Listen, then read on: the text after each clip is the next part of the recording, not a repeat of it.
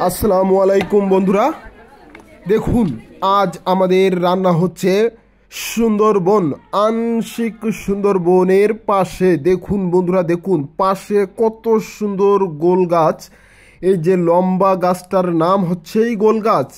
এই যে গোল গাছ, দেখুন সুন্দরবনের কত সুন্দর পরিবেশ।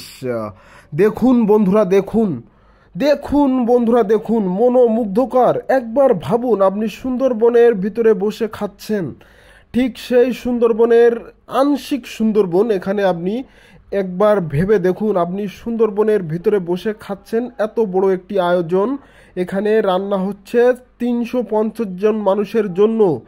দেখুন বন্ধুরা, দেখুন আসলেই মনোমুগ্ধকর। কত সুন্দর, চারিপাশে শুধু গোল গাছ আর গোল গাছ, থই থই করছে নিচে পানি এবং কেওড়া গরান, কত গাছ।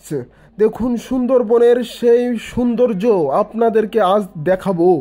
দেখুন বন্ধুরা, দেখুন এখানে রান্না হচ্ছে সবজি, ডাউল, নিহারি, গরুর মাংস। দেখুন আমাদের রান্না চলছে এবং মনে মনে ভাবতেছি যে আমি সুন্দরবনের ভিতরে আছি এবং একটা বাঘ মামা এসে আমার পিছন দিক থেকে বলছে আমাকে কিছু মাংস দাও। এমন যদি হয় তাহলে কেমন হবে বন্ধুরা বলুন। বন্ধুরা কমেন্টস করে জানাবেন যে আসলে পিছন থেকে যদি বাঘ মামা এসে বলে আমাকে একটু মাংস দাও, আমার খুব ক্ষুধা লেগেছে, ক্ষুধা পেয়েছি, তখনকার অবস্থাটা কেমন হবে আপনারা অবশ্যই জানাবেন। এখানে বাঘ মামার জন্য পেঁয়াজ বেরেস্তা করা হচ্ছে এবং পাশের চুলায় রান্না হবে মাংস, গরুর মাংস। এবং দেখুন এখানে নিহারিও রান্না করা হয়েছে। আজ এইটাই খাবো। এটা হচ্ছে, যদি বাঘ মামা বলে আমাকে কিছু দাও তাহলে কেমন হবে বন্ধুরা বলুন, কেমন হবে আজকের আয়োজনটা। দেখুন আসলেই মনোমুগ্ধকর, কত সুন্দর পরিবেশ। দেখুন এখানে নেওয়া হয়েছে 4টা, এবার কিন্তু খাবো। কি রসলো রসলো, চমৎকার স্বাদ।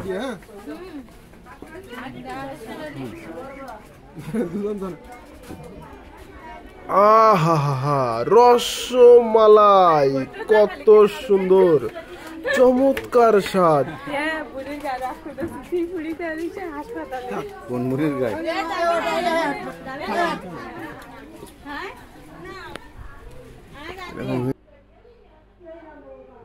এই যে দেখুন নদী, নদীর উপরে কিন্তু হয়েছে কেওড়া এবং এটা হচ্ছে বেল, কদবেল। এটা হচ্ছে সুন্দরবনের কত সুন্দর গাছ। দেখুন সুন্দর গাছ, দেখুন কত সুন্দর গাছ এবং এখানে দেখুন কত সুন্দর কেওড়া হয়েছে। ধন্যবাদ, আজ এ পর্যন্তই, ভালো থাকুন।